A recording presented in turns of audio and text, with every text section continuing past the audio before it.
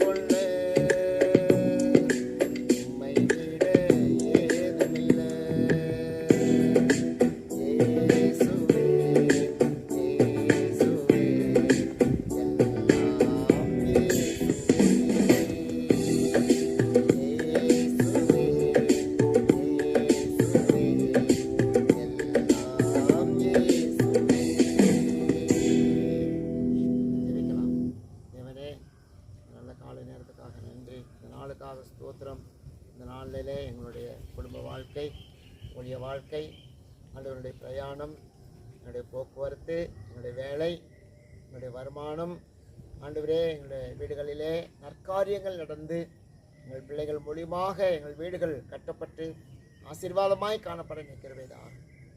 சமுதாயத்துக்கும் சபைக்கும் சாட்சியாய் நிற்க கிருபைதான். தாழ்த்துக்கிறோம், உங்களுடைய பரிசுத்த கரத்திலே கொடுக்கிறோம். இயேசு கிறிஸ்துவின் நாமத்தில் மிகுந்த தாழ்வோடு வேண்டிக் கொடுக்கிறோம் நல்ல பிதாவே.